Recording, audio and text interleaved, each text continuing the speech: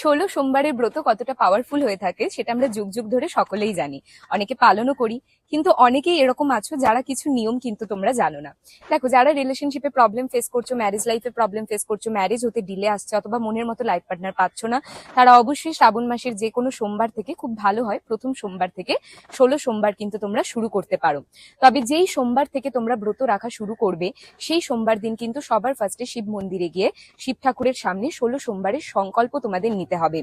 হাতে একটি বেলপাতা এবং কিছু অক্ষত চাল রেখে তোমাদের শিব ঠাকুরের সামনে বসে ধ্যান করে সংকল্প নিতে হবে যে আমি এই কারণে 16 সোমবারের ব্রত কিন্তু রাখছি।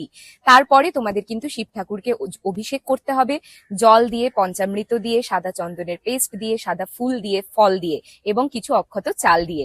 16টা সোমবারই তোমাদের এই রুদ্রাভিষেক করতে হবে, তবে সংকল্প শুধু প্রথম সোমবার দিনই তোমাদের নিতে হবে। সানরাইজ থেকে সানসেট অব্দি কিন্তু অবশ্যই তোমাদের উপোস রাখতে হবে। তারপরে তোমরা ফলাহার করতে পারো, তবে নুন জাতীয় খাবার, চাল জাতীয় খাবার অথবা গার্লিক অনিয়ন জাতীয় খাবার একদমই খাওয়া চলবে না।